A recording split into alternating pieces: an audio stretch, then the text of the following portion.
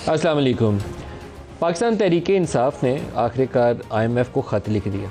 ये आखिरकार का लफ्ज़ मैंने जानबूझ के बोला क्योंकि काफ़ी दिन लगे इनको ये ख़त लिखते हुए, लेकिन अवॉइड कर जाते तो बहुत मुनासिब होता तहरीक इंसाफ की सियासत के हवाले से भी और पाकिस्तान के लिए भी। ख़त से बिगड़ेगा कुछ नहीं, लेकिन बदनामी बहरहाल ज़रूर मिलेगी कि पाकिस्तान की दाखिली सियासत में हमने इंटरनेशनल मॉनेटरी फ़ंड या किसी गैर मुल्की एजेंसी को दावत दी है कि वो देखे कि हमारे घर में क्या मसाइल चल रहे हैं। पाकिस्तान में कभी कोई इलेक्शन साफ़ सुथरा एटलीस्ट मैंने होते नहीं देखा। पिछले 30-32 सालों में जितने इलेक्शन मैंने देखे हैं ऐसे ही होते देखे हैं। तो उसके अंदर एक मज़ीद ख़राब इलेक्शन का इजाफा ही था 2024 वाला। ये सही इलेक्शन नहीं था। लेकिन क्या पहले हम IMF और अमेरिका से स्टेट डिपार्टमेंट से ख़त लिख के दरख्वास्त करते हैं कि आइए हमारा इलेक्शन देखिए? तो ये तरीका, ये रविश, मैं इसका सख्त इसको तनकीद की नज़र से देखता हूँ, नापसंदीदगी की नज़र से देखता हूँ। लेकिन उनके स्पोक्स पर्सन और तर्जमान इमरान खान के रऊफ़ हसन, उन्होंने ख़त लिख दिया। ख़त में वो कहते क्या हैं, मोटे मोटे नुकात आपको पहले बता देता हूँ। अभी उनकी प्रेस कॉन्फ्रेंस भी उनकी पार्टी की जानिब से हुई है। इट मस्ट बी क्लैरिफाइड, ये पहला पैरा, दूसरा पैरा उसका यहाँ से स्टार्ट करते हैं कि PTI does not wish to stand in the way of any IMF facility. जो पाकिस्तान को चाहिए उसके रास्ते में वो हायल नहीं होना चाहते, लेकिन आगे जाते ही वो उसको क्वालिफाई अपनी स्टेटमेंट को करना शुरू कर देते हैं कि एक ड्यूली इलेक्टेड गवर्नमेंट हो तो उसके साथ लोन प्रोग्राम हो तो वो तो बेहतर है ताकि वो ज़िम्मेदार बने। और फिर इसके अंदर एक उन्होंने 2018 और 2023 के उनके गवर्नेंस के हवाले से कोई इश्यूज़ किए गए नोट हैं IMF के, उनका हवाला देते हुए कहा कि उनको पाकिस्तान में ये जो वोट ऑडिट है उसके अंदर अपना किरदार अदा करना चाहिए। कैसे करना चाहिए मैं समझने से कासिर हूँ। IMF मैक्रो इकनॉमिक सिचुएशन देखता है और जब कोई प्रोग्राम फाइनलाइज कर रहा हो किसी भी मुल्क के साथ, तो आम तौर पर वहाँ बड़े जो सियासी जमातें हैं जो हुकूमत का हिस्सा हों या अपोजिशन की पार्टीज़ हों, उनसे उनका फीडबैक लेता है, मिलता है, उनसे पूछता है कि हम ये प्रोग्राम करने जा रहे हैं तो आप क्या कहते हैं। ये एक ट्रेडिशनल प्रैक्टिस है। PTI से पहली दफ़ा कंसल्टेशन नहीं हुई, ये भी इन्होंने हाई पीरियड की थी कि इमरान खान से इजाज़त लेने हैं। तकरीबन पिछले 20 सालों में जितने प्रोग्राम हुए होंगे वो सारी सियासी जमातें जो हुकूमत में हो या अपोजिशन में हो, 3-4 जो मेन जमातें हैं, उनके नुमाइंदों से हमेशा बात की जाती है और वो फीडबैक लेके अपनी वो रिपोर्ट लिखते हैं, स्टाफ रिपोर्ट जो लिखते हैं अपने बोर्ड के लिए। और बोर्ड ऑफ डायरेक्टर्स में जो जिनकी शेयर होल्डिंग है, बोर्ड ऑफ डायरेक्टर्स में वोट बैठते हैं और लार्जेस्ट शेयर होल्डिंग ये PTI को भी पता है। और अगर जिसको नहीं पता, मेरे ख्याल में पाकिस्तानी हमारी कौम को देखने वालों को पता लग जाना चाहिए कि 17%, I think if I am not wrong, 17% share holding सिर्फ अमेरिका की है। लार्जेस्ट शेयर होल्डर अमेरिका है। तो बोर्ड लेवल के ऊपर जब कहा जाता है कि पाकिस्तान की आर्म ट्विस्टिंग हो रही है, तो वो स्टाफ वाले आर्म ट्विस्टिंग नहीं कर रहे होते, बोर्ड लेवल पे पॉलिटिकल डिसीजंस होते हैं। अगर पाकिस्तान का बाजू मरोड़ना हो तो फिर वो अमेरिका और बड़े जो शेयर होल्डर्स ममालिक हैं वो इस्तेमाल होते हैं। क्या यहाँ पर मंशा ये है कि अमेरिका किरदार अदा करे पाकिस्तान की दाखिली सियासत में, जिसने बकौल इमरान खान की उनकी हुकूमत गिराई थी? मैं ये तरीक़ाकार को दोबारा कह रहा हूँ कि ये दुरुस्त तरीक़ाकार नहीं है। आपको वोट ऑडिट का हक़ हासिल है, 100% सपोर्ट करता हूँ कि 45 और 47 का तनाज़ा गंदा तनाज़ा है और हमारी अदालतों को इसमें तहकीकात करनी चाहिए, ट्रिब्यूनल्स को, हाई कोर्ट्स में रोल अदा करना चाहिए, ईमानदारी से, ईमान बेच के नहीं, नौकरी बचा के नहीं, ईमानदारी से किरदार अदा करना चाहिए। लेकिन IMF को परवाना लिख के दावत देना नापसंदीदा अमल है। आगे जाके ये कहते हैं जी कि PTI had agreed to support IMF। ये इमरान खान से जो मुलाकात हुई थी उनकी 2023 में लिखा हुआ है कि हम सिर्फ इस शर्त पर राज़ी हुए थे कि पाकिस्तान को फैसिलिटी दी जाएगी, Pakistan on the condition and reassurance of a free and fair election in the country.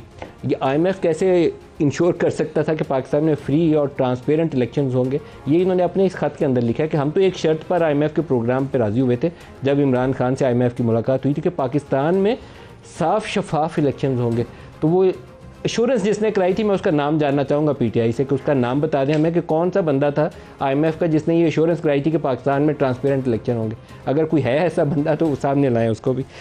आगे जाके ये कहते हैं जी कि पूरी बैकग्राउंड देने के बाद उन्होंने कहा है कि सब्जेक्टेड टू वाइड स्प्रेड, ये जो इलेक्शन हुआ पाकिस्तान में, it was subjected to wide spread intervention and fraud in the counting of votes and compilation of results. ये बात इनकी ठीक है कि वो जो 45 और 47 का डिस्प्यूट है वहाँ पर फ्रॉड है या काउंटिंग में कोई गलत काम किया गया जिसमें 45 में नतीजा और था, 47 में नतीजा और आया, लेकिन दोबारा IMF की डोमेन नहीं है, हमारी अदालतों की डोमेन है, वहाँ आपको जाना चाहिए। ये सारी बातें कह के तो फिर वो आगे आ जाते हैं जी कि उसी गाइडलाइंस को जो जिसका ऊपर हवाला दिया गया उसको सामने रखते हुए 30% जो पाकिस्तान में हल्के हैं उनका वोट ऑडिट करवाया जाए, नेशनल और प्रोविंशियल असम्बलीज़ का, जो उनके ख्याल में 2 हफ्ते में ये काम हो सकता है। हम 2014 में वापस चले जाएंगे, 2013 का इलेक्शन हुआ था, उसके पूरे 1 साल भी शायद पूरा गुजरा होगा। तो अगस्त 2014 में PTI धरना लेकर D चौक में पहुँच गई थी। मुतालबा क्या था? हल्के खोले जाएँ, 4 हल्के खोले जाएँ। वो 4 हल्के खुले, बाद में जो कुछ हुआ सुप्रीम कोर्ट का वो जो कमीशन बना था उसकी तफसील भी हमारे सामने है। अभी वो दोबारा मुतालबा वहीं से 12 अगस्त 2014 में हम पहुँच गए हैं, 30% कौमी असम्बली और सूबाई असम्बली के हल्के जो हैं खोले जाएँ। और इस काम के लिए हम वो कहते हैं कि IMF से ये नहीं कह रहे कि वो इन्वेस्टिगेटिंग एजेंसी बन जाए, बल्कि पाकिस्तान में फैफन और पतन ये दोनों अदारे जो इस पे काम कर चुके हैं उनकी जो रिपोर्ट है उसकी रोशनी के अंदर ये काम किया जाए। लेट्स सी इसके ऊपर सियासत क्या रुख इख्तियार करती है। मेरा नहीं ख्याल है कि IMF has any domain whatsoever कि वो पाकिस्तान में आके वोटिंग प्रोसेस के अंदर कोई तहकीकात करेगा। वो पॉलिटिकल रिएक्शंस लेंगे, पॉलिटिकल सिचुएशन भी देखेंगे। जिस तरीके से मूडीज़ या स्टैंडर्ड एंड पुअर्स या दूसरी क्रेडिट रेटिंग एजेंसीज जब पाकिस्तान की क्रेडिट रेटिंग बनाती हैं तो वो एक वीक पॉलिटिकल सिचुएशन हो तो उसको अपनी रेटिंग के अंदर डालते हैं कि सियासी माहौल अच्छा नहीं है, ये रेटिंग आउटलुक के ऊपर नेगेटिवली असरअंदाज होगा। तो IMF भी अपना प्रोग्राम जब डिस्कस करेगा तो उसके अंदर लिखेगा कि वीक कोलिशन गवर्नमेंट है, तो प्रोग्राम की आउटलुक बनाते हुए उसको वो फैक्टर इन करेंगे। हमारे जो शुरा है उनसे आपका सवाल जवाब में इसको मज़ीद डिस्कस करते हैं। बैरिस्टर ज़फ़रुल्लाह साहब हैं PMLN से हमारे साथ, कमर ज़मान कायरा साहब पाकिस्तान पीपल्स पार्टी से, और साहिबजादा हामिद रज़ा साहब सुन्नी इत्तेहाद कौंसिल के सरबराह। सबको प्रोग्राम में खुश आमदीद कहता हूँ। बैरिस्टर ज़फ़रुल्लाह साहब, ख़त की तफसील आपने सुन ली है, would you like to give your reaction? जी, बिस्मिल्लाहिर्रहमानिर्रहीम। अमेरिका ने जंग अज़ीम दोम के बाद दुनिया की मईशत को और सियासत को कंट्रोल करने के लिए एक निज़ाम बनाया जिसका नाम कहते हैं Bretton Woods system. World bank और IMF जी, दो उसमें ये बने। उसमें वो जो डिसीजन मेकिंग होती है उसमें सिर्फ अमेरिका का 70% ताल्लुक नहीं है, इससे ज़्यादा है। एक होते हैं स्पेशल ड्राइंग राइट्स। मैं उस लंबी बात नहीं करता, लोगों के लिए टेक्निकल बातें हो जाएंगी। अमेरिका और उसके इत्तेहादी का बुलाक एक ही होता है। वो जब भी वोट करते हैं तो उसके हिसाब से वो वोट करते हैं। तो अमलन IMF में और वर्ल्ड बैंक में अमेरिका को वीटो पावर हासिल है। ये उनसे ये कह रहे हैं अमेरिका से, इसकी कल तक शिकायतें करते थे कि भाई आओ और पाकिस्तान के अंदरूनी मामलात में मुदाखलत दो। मैं कभी भी सख्त लफ्ज़ इस्तेमाल नहीं करता।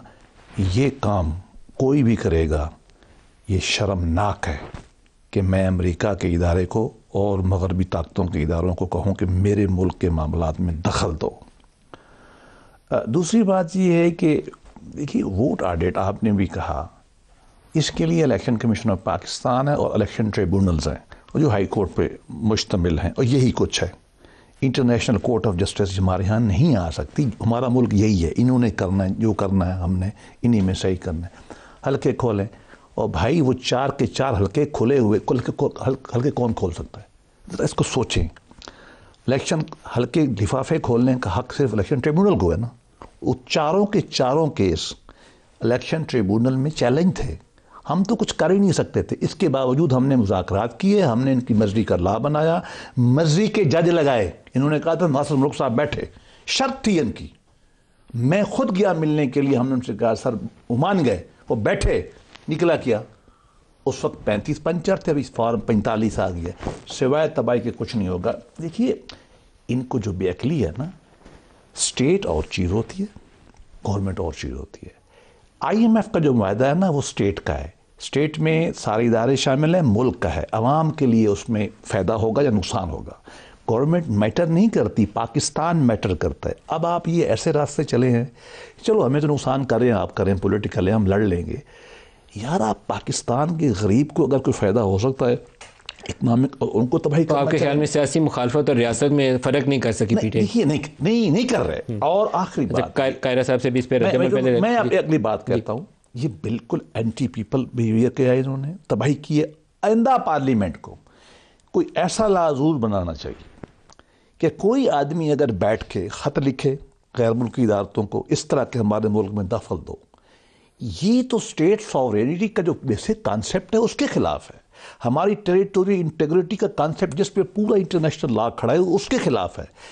मुझे समझ नहीं आती कि हम इतने अपने ज़ाती मफादात में अंधे हो जाते हैं कि मुमलकत पाकिस्तान के ऊपर हम हमला करने के लिए गैर मुल्क। तो आप चाहते हैं इसके ऊपर पार्लियामान कानून पास? मैं ज़ाती तौर पे ये कहता हूँ कि इंतहाई पाकिस्तान के आइन की आर्टिकल 40-41 में कहीं लिखा हुआ है कि हमारे ग्राउंड नाम के अंदर फंडामेंटल राइट्स के अंदर शामिल है कि हम बैनुल-अक़वामी तल्लुकात बिरादरी ठीक रखेंगे।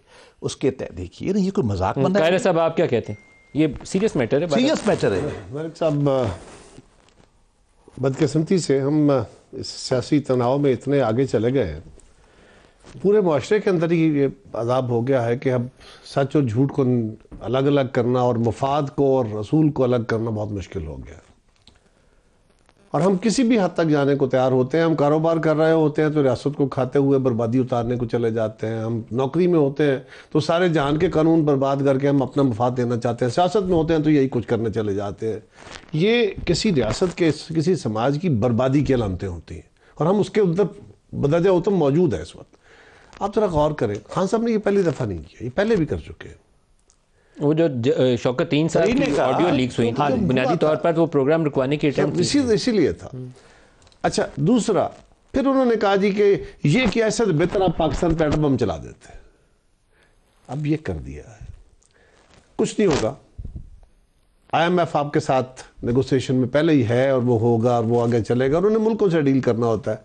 और आपका तो इल्म है कि जब मुल्क के अंदर मार्शल लॉ थे तब भी डील होती रही, तब भी ये नेगोशिएशंस होती रही, प्रोग्राम चलते रहे। कोई ये सिर्फ डेमोक्रेसी से लिंक नहीं होते। मैं इस मुल्क के अंदर होने वाली इलेक्शन धांधलियों में सबसे ज़्यादा मुतासर हूँ। पीपल्स पार्टी सबसे ज़्यादा मुतासर है। लेकिन हमने हर दौर में ये बात जरूर की, प्रोटेक्शन, अपने प्रोटेक्शन के लिए कोशिशें की है, एहतजाज की है, असम्बलियों में जाके किए और कहा कि भाई ये हमारे एतराज़ है। अब ज़रा गौर कीजिए, कर क्या रहे? कहते हैं हमारे 88 सीटों पर डाका पड़ा। दरखास्तें, चैलेंज कितने हल्कों को किया है? 12 या 14। तो बाकी आपका क्लेम क्या है? वो कहते हैं हम ट्रिब्यूनल में आएंगे। ट्रिब्यूनल में कहाँ? अभी तक आ जाते हैं ना, अभी तक हनूज इंतजार है। मैं वही गुजारिश कर रहा हूँ। अब आप दरखास्तें डालनी हो तो बैरिस्टर साहब ज्यादा बेहतर बता सकते हैं। ये अपने किसी जूनियर को कहेंगे, वो 10 दरखास्तें लिख के सुबह जाके भेज देगा। आप डालेंगे, चूंकि मसला उठ गया। लेकिन आप देखें ना, आज तक क्लेम है मेरे घर में डाका पड़ा है, मेरा 80 लाख रुपए चोरी हो, अगर मैं जाके दरखास्त दे रहा हूँ कि बाकी मैं बाद में देखूंगा, मेरा अभी तो 12 लाख चोरी हुआ है। तो ये तो नहीं होता। अब आपने इसका एक पहलू, खुदा ना खास्ता इनकी बात मानी जाती है। पहली बात तो यह है कि इसका एक प्रेशर बिल्ड होगा। पहले ही हमें दबाव में रख के आलमी इदारे करते हैं, IMF वाले, बाकी इदारे, बहुत सारी चीज़ों के ऊपर हमें दबाव में रखा जाता है। ये एक और दबाव होगा, एक्सप्लॉयटेशन तो होगी ना, मतलब नेचुरली होगी, इसका नुकसान होगा, इसका नुकसान होगा, सब डेफिनेटली होगा। लेकिन जरा गौर कीजिए, अगर ये प्रोग्राम रुक जाता है, हुकूमत को क्या होगा? हुकूमत गिर जाएगी। कल आज हमारी हुकूमत है तो क्या हो गया है? हमको जमीन के नीचे उतर गए। कल हमारी हुकूमत नहीं थी तो हम क्या थे? खान साहब की हुकूमत थी तो क्या क़यामत आ गई थी मुल्क में। हमारा इशू यह है कि अगर आज ये पैसा पाकिस्तान को नहीं मिलता, अगले साल के अंदर, आप तो हम दोनों से बेहतर जानते हैं कि 25 से 30 अरब डॉलर सालाना रिक्वायरमेंट है अगले 3 सालों यू रिक्वायर इट। और अगर आपको ये नहीं मिलता 6 या 7 अरब डॉलर, तो आपको और एक पाई नहीं मिलेगी। असल में ये तो सर्टिफिकेट है जिसकी बुनियाद के ऊपर आप बाकी लेते हैं। मैंने इसलिए कहा ना कि ये रकम मैटर नहीं करती, उसका सर्टिफिकेट चाहिए आपको। मैंने नहीं बताना, आप मुझसे बहुत बेहतर जानते हैं, आपका फील्ड है। आज ही चाइना ने 2 अरब डॉलर रोल ओवर किया है, which is part of the overall package. जो 25 अरब पूरा कैसे होना है? सर, सवाल ये है कि अगर ये डिफॉल्ट हो जाता है, पाकिस्तान को ये पैसा नहीं मिलता, उसके क्या मायने होंगे? क्या हमारी इकॉनमी बेहतर हो जाएगी?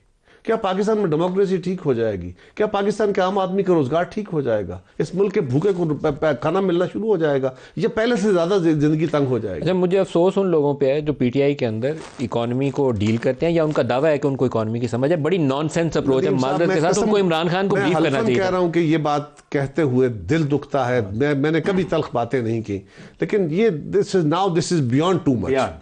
This is beyond too much. अब आपने ना हद कर दी है। आप पाकिस्तान के ऊपर ज्यादा लगाने आ खड़े हुए हो। हाँ, मैंने कहा ना, हमसे क्या क्या नहीं हुआ। 2002 के इंतखाब में हम जीते हुए हमारे 21 मेंबर तोड़ के सामने हुकूमत बना दी गई, हम अपोजिशन में बैठे एहतजाज करते रह गए। तो क्या हम क्या करते? हम पाकिस्तान के खिलाफ चल पड़ते। साहबजादा साहब हमारे साथ हैं। साहबजादा साहब, ये जो खत लिखा जाना है, या आप यहाँ एहतजाज कर रहे थे इतने दिनों से, मैं आपको रोज़ाना की बुनियाद पर सपोर्ट कर रहा था और ये भी कहता था कि अदालतों को इस मसले को टेकअप करके तो ये 45-47 का डिस्प्यूट सेटल करना चाहिए। वो हमारा दाखिली मसला था। लेकिन IMF को दावत देना, उसको तो कम अज़ कम मैं तो सोच भी नहीं सकता कि मैं ये कहूँ कि मैं सपोर्ट करूँगा इस प्रोसेस को। ये मनफी रवैया, ये दुरुस्त नहीं है। बिस्मिल्लाहिर्रहमानिर्रहीम। नदीम मलिक साहब देखें, ख़त के मंदरजात चूँकि इस वक्त एग्जैक्टली मेरे इल्म में नहीं है। मैं आज सुबह इलेक्शन कमीशन में था, उसके बाद पार्लियामेंट्री पार्टी की मीटिंग थी और उसके बाद मुसलसल मैं आपको मेरा ख्याल है फॉरवर्ड कर देता हूं, कहते हैं तो खामखा मंजरे हम पे साहब को पूरा लेटर फॉरवर्ड कर दें। लेकिन जहाँ तक मुझे आज बतलाया गया था पार्लियामेंट्री मीटिंग के बाद, उसमें यह था कि जैसे IMF ने यह कहा था उस वक्त जब आया था और खान साहब ने यह कहा था कि पाकिस्तान में इलेक्शंस फ्री एंड फेयर हों, आप किस्त जारी करें, हमें कोई एतराज़ नहीं है, हम इसको एंडोर्स करेंगे इस डील को। तो उसके अंदर सिर्फ ये एक नुक्ता है जो मेरे नॉलेज में लाया गया था, वो ये था, वो एतराज़ उठाया गया कि पाकिस्तान के अंदर इंतखाबात फ्री एंड फेयर नहीं हुए। तो इसके ऊपर तो कोई दो राय नहीं है नदीम मलिक साहब के पाकिस्तान के अंदर इंतखाबात। तो सर ये इसका IMF से क्या ताल्लुक है? आप मुझे प्रोग्राम से बोल रहे हैं, नहीं हुआ तो क्या पाकिस्तानी कौम को आप बता रहे हैं, मेरे प्रोग्राम से आप लाइव जा रहे हैं, सुन्नी इत्तेहाद के आप सरबराह हैं, इससे ज्यादा अच्छा फोरम कौन सा है? दूसरा फोरम जहां से इंसाफ मिलना है वो अदालत है, उसने आपको देना है। IMF दरमियान में कहां से फैक्टर इन आप कर रहे हैं? मैं इसको दुरुस्त नहीं समझता, ये मनफी टैक्टिक्स है। माजी में भी हमने इसकी सजा पाई थी, अब दोबारा IMF दोबारा दरमियान में से वहीं आटपका। जब IMF पैसे देने के लिए आया था, तो जब खान साहब के पास पहुंचा था, तो अब भी IMF दरमियान में आटपका और पैसे भी मिल जाएंगे, वो वरीज नहीं है। सर, मैं ये समझता हूं कि असल चीज उसमें आइडेंटिफाई ये की गई है। IMF आपने खत में लिखा हुआ है कि IMF ने रीश्योर करवाया था कि फ्री एंड फेयर इलेक्शन होंगे। IMF का कौन सा बंदा था जिसने इमरान को इंश्योर कराया था कि पाकिस्तान में इंतखाबात साफ शफाफ होंगे? IMF has nothing to do with the electoral process in Pakistan.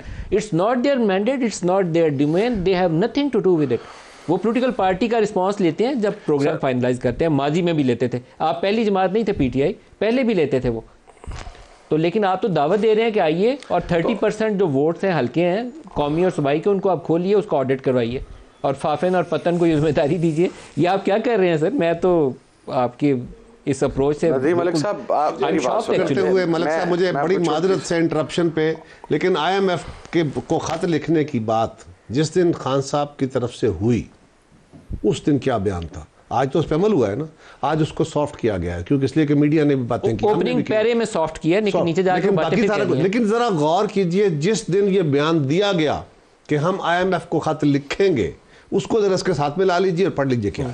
साहबजादा साहब, आपको इस पे आई थिंक इमरान को जाके उससे डिस्कस करना चाहिए। साहबजादा साहब, आप तो एक जमात के सरबराह हैं, आपके वाले साहब के साथ हम थे, हमें बिल्कुल आपसे तवक्को नहीं है।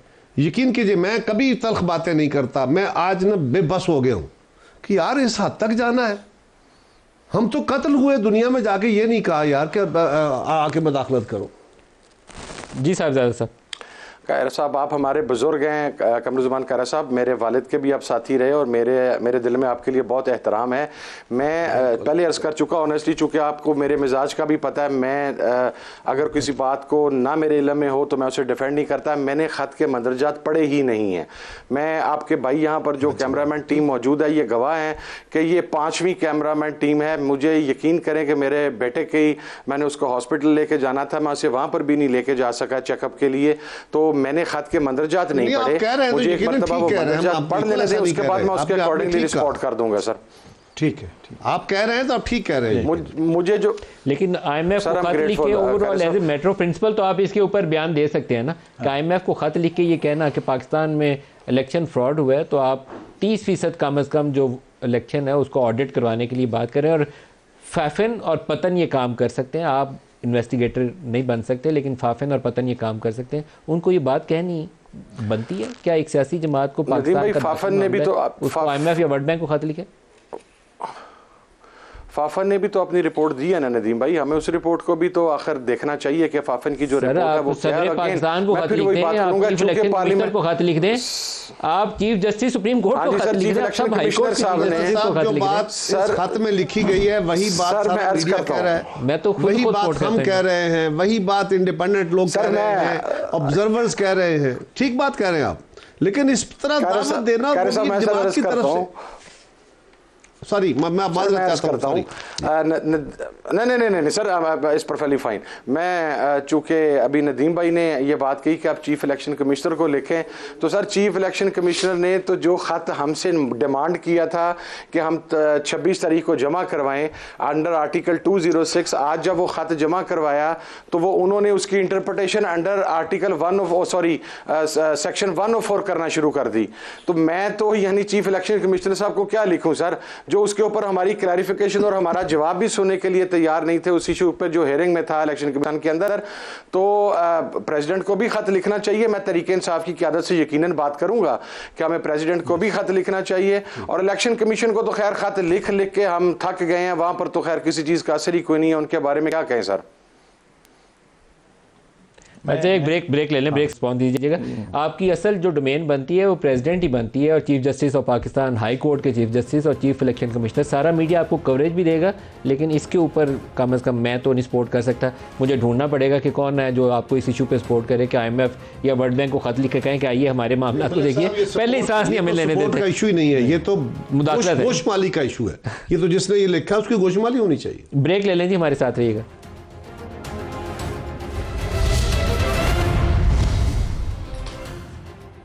Welcome back. गुज़श्ता रोज़ हमने आपको मुस्तफ़ा कमाल की एक लीक्ड ऑडियो सुनवाई थी, जिसकी उन्होंने तस्दीक कर दी कि उन्हीं की है, जिसमें वो कह रहे हैं कि पीपल्स पार्टी ने नून लीग को बताया और नून लीग के वफ्द ने ये MQM की टीम को ये बात बताई कि MQM का तो 100% मैंडेट चोरी है, बाकी जमातों का 50-60% होगा, लेकिन MQM का 100% चोरी का है। आज गवर्नर कामरान टिसोरी, उनकी एक लीक्ड ऑडियो आई है, वो भी आप सुनिए। बात ये है कि अगर हमें मैंडेट मिला ही है, जिस तरह औरों को मिला है, हमने ये भी सुना दिया कि अगर हमारा 100% वाला है, तो लोग ये भी कह रहे हैं कि SCP पार्टीज मौजूद हैं, उन्हीं की तरफ हमारा इशारा था कि उनका 200% जारी है। यदि जिनको रात में और दिन में मिला के भी नहीं मिला, दूसरे दिन मिला है, तीसरे दिन जाके वो 200% वाले हैं। तो ये बात भी हमने बड़ी क्लियरली उनको समझा दी।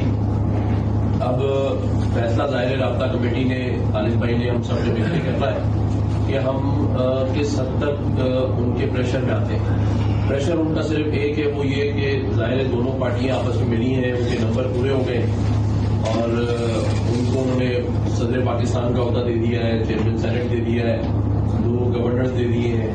लेकिन उसके बावजूद PTI उनको ये पीपल्स पार्टी उनको ये प्रेशर कर रही है कि जिस सिंध की गवर्नरशिप है वो MQM को ना हो, और अगर वो भी तो वो नाम हो जो वो उनमें डाल रहे हैं। और एक नाम उन्होंने खालिद भाई को दिया भी है, खालिद भाई चाहे तो बता दें, लेकिन मेरा ये मानना है तो आप ही बता दें। वो कह रहे हैं कि नून लीग वाली टीम ने उनको बताया कि पीपल्स पार्टी ने जो चीज़ें उनको कन्वे की थी। पहले मुस्तफा साहब ने कहा, आज इन्होंने बात बताई। एक तो आप उनको वजारतें नहीं दे रहे, जी। तो गवर्नरशिप पीपल्स पार्टी के दबाव में नहीं दे रहे, ये टिसोरी साहब ने मीटिंग में बताया। देखिए, पहली बात तो है कि मैं इन मुज़ाकरात का प्रीवी नहीं हूँ, मुझे नहीं मालूम। दूसरी बात है, बतौर कानूनदान में कहूँगा कि जो पीटर को पॉल बताया ना, कि मैंने उससे सुना है, वो बताया हम इसको हेयर से कहते हैं, कानून में तो हम इसको मानते नहीं है। मैं इतना कह सकता हूँ, अलबत्ता ये बात बिल्कुल सही है कि पाकिस्तान की 2 बड़ी पॉलिटिकल पार्टियाँ और कुछ छोटी पार्टियाँ मिल के कोalition बना रही हैं, इसलिए कि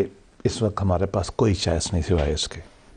दोबारा इलेक्शन हो, नंबर PMLN और PTI पीपल्स पार्टी के मिला के पूरे हो जाते हैं, सादा अक्सरियत हो जाती है। लेकिन अगर इन लोगों ने, बड़ों ने हमारे बैठ के ये सोचा है कि MQM को भी लेना है या मौलाना फजल रहमान को लेना है या किसी को लेना है और मिलजुल के चलना है, तो मैं तो सियासी कारकुन पे इसको खुशी का इजहार करूँगा। मैं तो एक कदम आगे भी जाता हूँ हमेशा। मैं कहता हूँ अगर उसके अंदर PTI का सेनर एलिमेंट अगर वोट फ्रॉड का जिक्र उसमें भी आता है, अगर वो ये कहते हैं, PTI का सेनर एलिमेंट कहता है कि हम फाशिज्म छोड़ते हैं, हम जमहूरियत में आते हैं, मैं तो कहता हूँ एक अकोमोडेशन उनसे भी होनी चाहिए। कब तक हमने दीवारों में सर मारना है? ये वो मैं शहरी भी तो हूँ ना, हम सुधरने वाले नहीं है। आपने इनकी ऑडियो सुनी नहीं है, दोनों मुस्तफा कमाल की भी और गवर्नर साहब की, दोनों के अंदर वोट चोरी होने का जिक्र है। देखो, मैं तो कहता हूँ कि ये इल्ज़ाम 13 में भी थे, आगे भी लगे। मैं तो कहता हूँ सर मारना है हम सब ने आपस में, या आगे बढ़ना है। आज हमने ख़त लिख दिया अमेरिका को, किसको, कि जी IMF को, अमेरिका ही हुआ ना, कल आप लिखें यूरोपियन यूनियन को, कल आप फिर आप देखो, एक असूल टूटा ना कि हमारे मुल्क में मामलात में गैर मुल्की लोग आए, तो कल मोदी को भी आप लिखेंगे। मोदी कहेगा नहीं आपको कि अमेरिका कर सकते, तो मैं क्यों नहीं कर सकता? ये अखलाकी और सियासी गिरावट है जिसमें हम जा चुके हैं। हम सबको बाशमूल मेरी पार्टी को संजीदगी से, और मैंने कई दफ़ा अपनी पार्टी मीटिंग में लीडरशिप को सुना है कि यार हालात बहुत ख़राब हैं, हमें मिलजुल के आगे बढ़ना चाहिए, कुछ एक कॉमन डिनोमिनेटर पे इकट्ठा होना चाहिए, और there should be some end to it. आप बताइए कायरा साहब, ये लीक्ड ऑडियो जो है इसके अंदर भी वोट फ्रॉड का जिक्र है कि कराची का मैंडेट स्टोलन है। मलिक साहब, पहली गुजारिश ये है कि ये जो ऑडियो दोनों लीक हुई हैं, ये मैं डायलॉग का हिस्सा रहा हूँ, तो डायलॉग में तो ऐसा कुछ नहीं था। बस सवाल ये है कि क्या ये बात उनको मुस्लिम लीग की लीडरशिप ने कही है, यानी पार्टी की तरफ से कहा गया है कि हमें दूसरी पार्टी की डिमांड है? उस टीम जो नेगोशिएटिंग टीम है उसने इनको बातें कही। ये बात इस तरह नहीं हुई। मैं इसलिए दोबारा दोहराता हूँ कि क्या उनको ये कहा गया है कि पीपल्स पार्टी की लीडरशिप की तरफ से ये डिमांड है कि एमकेएम को साथ ना मिलाया जाए? नहीं, ये तासुर उनको मिला। तासुर मिला। तो तासुर में किसी एक मेंबर ने बैठे हुए ये बात कह दी होगी, गवर्नरशिप उनको ना, हमारी तरफ से किसी में गवर्नरशिप, मैं गुजारिश कर, हमारी तरफ से किसी मेंबर ने मुस्लिम लीग को कहा होगा कि जी हमें तो किसी की जरूरत ही नहीं है, ये अपना व्यू है ना। अभी बैठे हुए हम 3 बैठे हुए हैं, मैं कहता हूँ कि हमें तो जरूरत ही नहीं है, हमारे तो मेंबर ही तादाद पूरी हो जाती है, तादाद पूरी, तो हम क्यों जी वो बार्गेन करें? तो ये डजंट मीन्स कि हमारी तीनों की राय आ गई। ये किसी जमात की राय नहीं है, ये किसी जमात के लीडर की तरफ से उन्हें कन्वे नहीं हुई। वहां पे भी डिस्कशन में डायलॉग के अंदर होता है, वो हो सकता है किसी ने प्रेशर के तौर पे इस्तेमाल कर दिया हो कि वो तो हमें कहते हैं जरूरत ही नहीं है, आप हमसे ये मांगते हैं। तो इस बात को इस तरह ले लेना कि ये जमात की तरफ से था।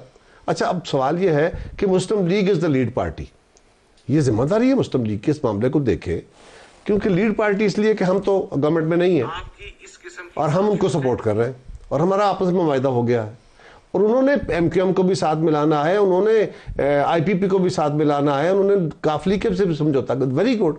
और ये बात दुरुस्त है मलिक साहब कि हमने पहले दिन जो हमारी सीईसी हुई उसमें भी ये डिस्कशन थी कि किसी तरह कोशिश की जाए कि जो senior element in other side है, इस वक्त मुल्क के अंदर जो हिद्दत बढ़ गई है, इसको ठीक करने के लिए, और आप सब लोग भी बहस कर रहे थे और हम इससे मोर और लेस एग्री कर रहे थे कि एक ब्रॉड बेस्ड गवर्नमेंट बने जिसमें सारे लोग शामिल हों ताकि wider ownership of the decisions आ जाए।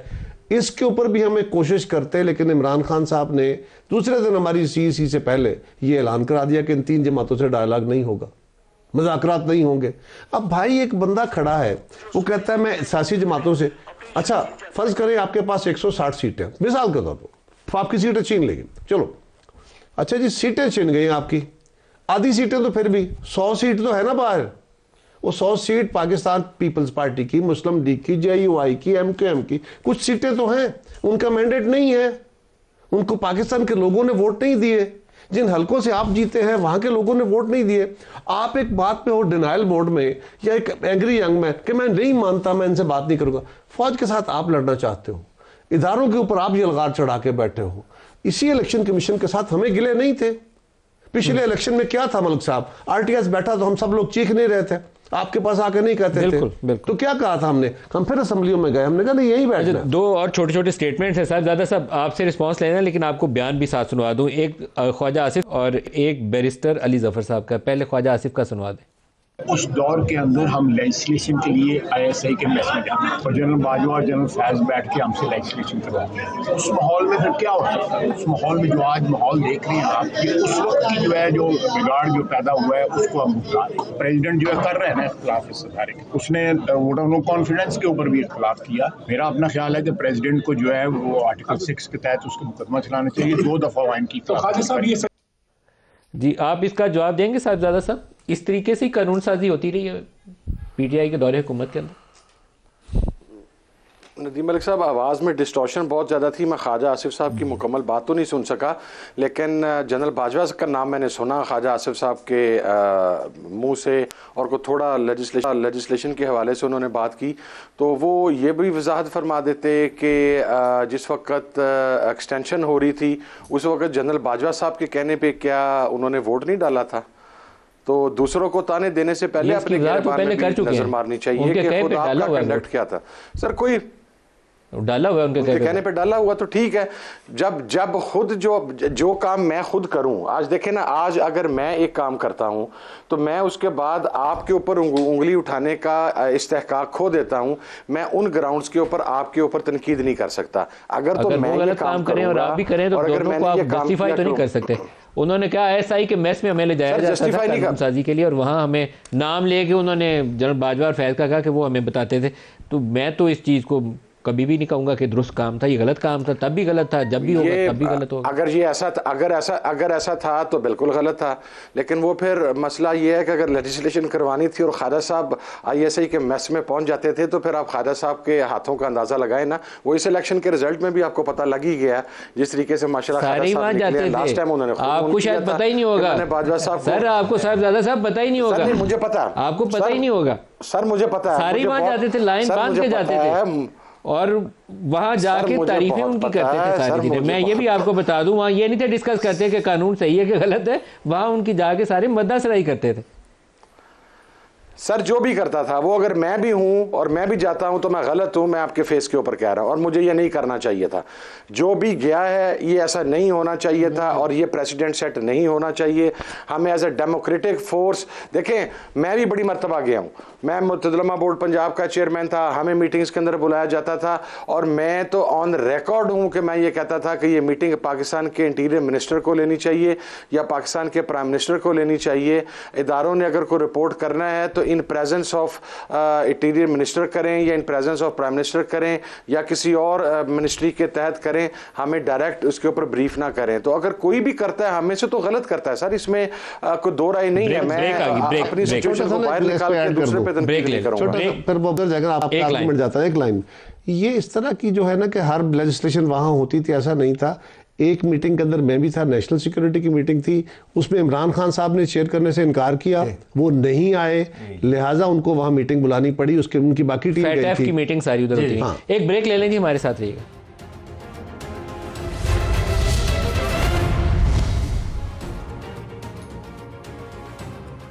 Welcome back. बैरिस्टर ज़फ़रुल्लाह साहब, जो IMF का ख़त और एक वीक पॉलिटिकल गवर्नमेंट, अब आपको आगे क्या नज़र आता है? मसाइल ज़्यादा बढ़ जाएंगे या रास्ता निकल आएगा? मेरा अपना ख्याल ये कि पाकिस्तान की 3-4 बड़ी पार्टियां जो बैठेंगी, कलेक्टिव डिसीजन मेकिंग होगी, पिछले 16-18 माह से भी वो सीखेंगे, और मेरा अपना ख्याल ये कि इनके पास कोई चॉइस नहीं था, ये बिल्कुल फैसला आया और अल्लाह करे बेहतर होगा, मुझे उम्मीद है बेहतर होगा। लेकिन मैं एक बात और, मुझे बड़ा दुख हुआ है इस लेटर को सुन के। मैं, आपको पता है, फॉर्मली बैनुल-अक़वामी तल्लुकात का स्टूडेंट हूँ, लॉ तो मैंने बाद में पढ़ा है। हम इस मुल्क में यहाँ तक पहुँच गए हैं कि हम अमेरिका को, IMF को, वर्ल्ड बैंक से कहते हैं कि आओ हमारे अंदर मुदाखलत करो। हम चाहते क्या हैं? और रियासत के तमाम इदारे, चाहे हुकूमत है चाहे अदलिया है, मैं आज ये कहना चाहता हूँ सबसे कि इस मैटर को सीरियसली लिया जाए। अगर आप इसको खोल देंगे ना रास्ता, तो फिर हर आदमी कल मोदी को जो ख़त लिख लेगा तो हम आप उसको कैसे रोकेंगे? आप असूल तोड़ना है ना कि किसी को कहना है कि मेरे डोमेस्टिक जुरिस्डिक्शन में, मेरे अंदरूनी मामलात में आओ, चाहे ए को कहो चाहे बी को कहो। लेकिन मैं फिर आता हूँ, मैं उम्मीद करता हूँ नेशनल लीडरशिप से, मुझे ट्रस्ट है कि ये मिल के बैठेंगे और मुझे उम्मीद है कि इस तरह। एक मिनट है, क्लोजिंग रिमार्क। मलिक साहब, ये जो गवर्नमेंट है ना, इसके ऊपर भी बात करता हूँ। एक छोटी सी गुजारिश ये है कि ये जो खत लिखा गया है ये तो अब फॉर्मल आ गया ना। इनफॉर्मली सोशल मीडिया के जरिए जो कुछ तूफान बचा हुआ है वो पाकिस्तान को बर्बाद करने के लिए पहले भी बहुत था। अल्लाह ना करे इससे ऐसा कुछ हो, इसको सीरियसली लेना चाहिए। जहाँ तक वीक गवर्नमेंट का ताल्लुक है, 2008 से 13 हम भी एक वीक गवर्नमेंट थे, कोलिशन गवर्नमेंट थे। 8 से 13 में कुछ अर्सा हमारे साथ मुस्लिम लीग चली, चंद महीने छोड़ गई। हमने काफली को मिलाया, हमने MKM को मिलाया, रोज़ लड़ाइयाँ, रोज़ हमारे फसाद होते थे। अंदर बैठ के कैबिनेट में हम फैसला करते थे, बाहर आगे को प्रेस कॉन्फ्रेंस कैबिनेट मेंबर ही कर रहे होते थे। उस दौर में भी हमने 18वीं तरमीम की थी, हमने NFC किया था, हमने पाकिस्तान के बहुत बड़े बड़े फैसले किए थे, खारजा पॉलिसी के हवाले से भी, पाकिस्तान की इकॉनमी के हवाले से भी। सिर्फ फ़र्क ये होता है कि, और हमें तवक्को है कि हम उनको सपोर्ट कर रहे हैं, करेंगे, और हमें तवक्को है कि मुस्लिम लीग इसी तरह का मुजाहरा करेगी कि आपने वसी दिल के साथ सबकी राय को समोना है। अगर आपके फैसले में वाइडर, हाँ इसमें डिले होता है, स्लो होता है, लेकिन आपकी वाइडर ओनरशिप अगर हो जाती है तो उसके नतीजे में स्टेबिलिटी ज़्यादा आती है। कमर ज़मान कायरा साहब, बैरिस्टर ज़फ़रुल्लाह साहब और साहिबजादा हामिद रज़ा साहब, सबका बहुत शुक्रिया। आज के लिए इतना ही, इजाज़त दीजिए। अल्लाह हाफ़िज़।